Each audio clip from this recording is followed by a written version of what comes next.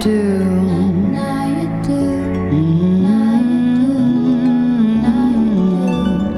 Now you do.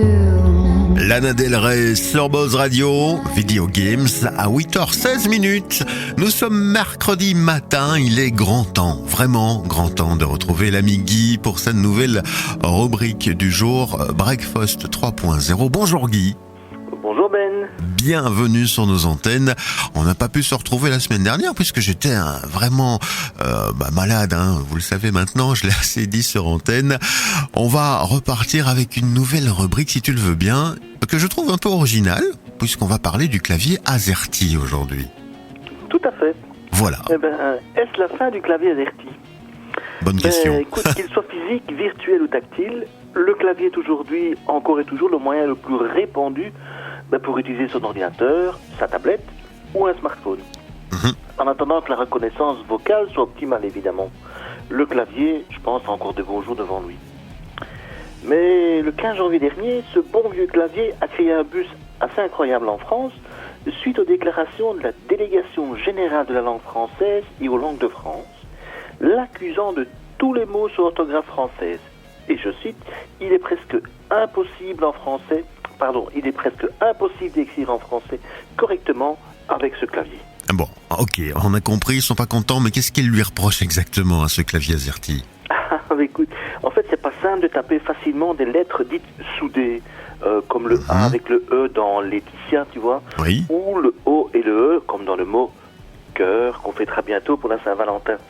Autre difficulté récurrente rencontrée par les Français avec leur clavier, les caractères accentués en majuscules, ces fameux CCD, les E accentués majuscules ou encore les doubles chevrons qu'on met les guillemets français qu'on appelle véritablement.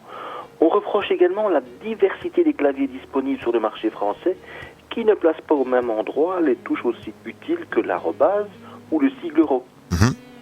Et donc le ministère français de la Culture et de la Communauté souhaiterait imposer un nouveau modèle aux fabricants d'ordinateurs plus adapté à l'usage de la langue française.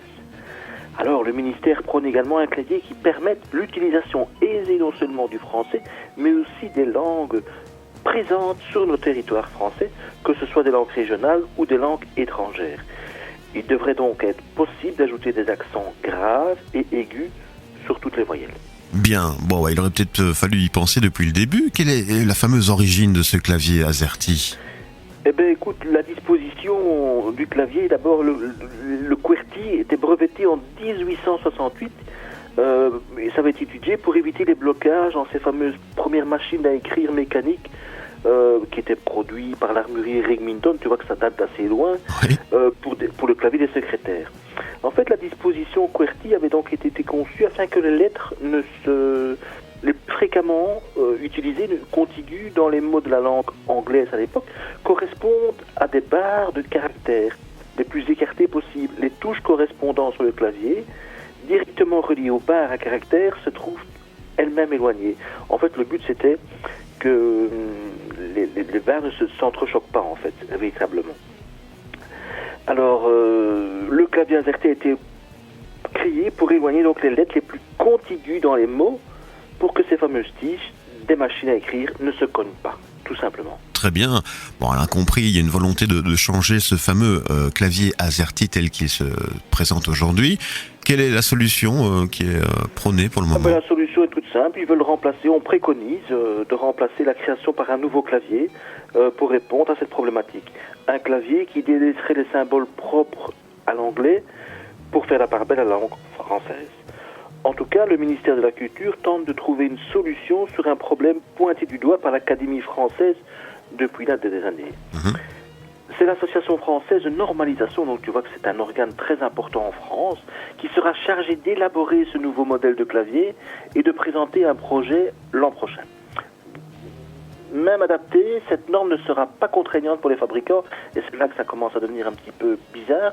Cependant, la conformité des matériels à cette norme pourrait être exigée dans le cadre des marchés publics de l'administration. Nul doute dès lors que son adoption sera presque automatique. L'idée sera de normaliser au maximum le clavier pour qu'on ait le même AZERTY sur tous les claviers, mais également d'ajouter des raccourcis pour éliminer les difficultés comme évoqué plus haut.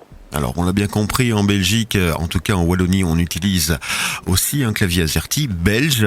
Quel est l'impact pour nous? Eh bien, le clavier AZERTY pour la Belgique est lui aussi différent du clavier français déjà actuellement.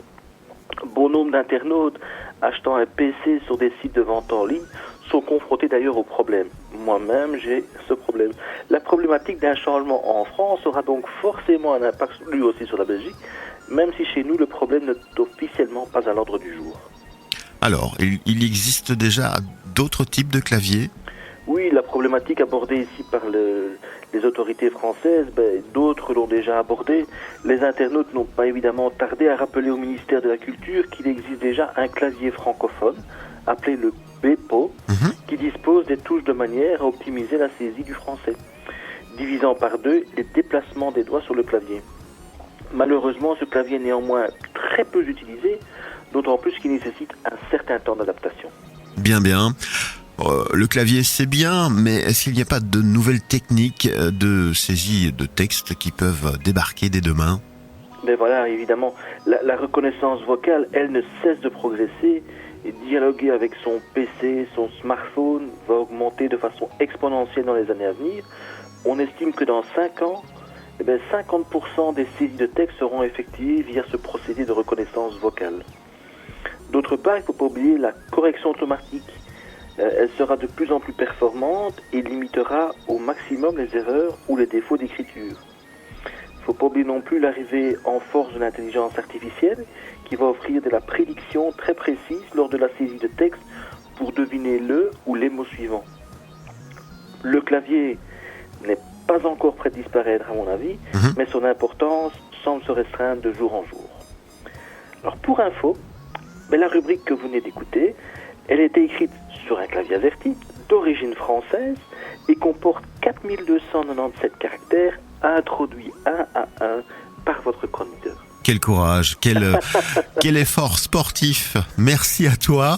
J'aime bien toujours quand tu fais des petits résumés en chiffres comme ça. C'est parfois impressionnant ce qu'on peut découvrir comme valeur. Merci Guy. On te retrouve la semaine prochaine. Avec grand plaisir. Pas la semaine prochaine. Je viens de me rendre compte en fait que c'était déjà les vacances semaine prochaine. Donc le Morning Buzz, lui aussi sera en vacances. Tu vois. Voilà, mais ça sera pour plus tard. Voilà, on se retrouve dans 2 semaines en pleine forme après une bonne semaine de ressourcement. On repart en musique si tu le veux bien à l'écoute de Buzz et on va repartir là tout de suite avec Noir Désir au sombrero de la mer et je vois également les Crash Tests de mise. Restez bien là, merci, vous avez fait le bon choix.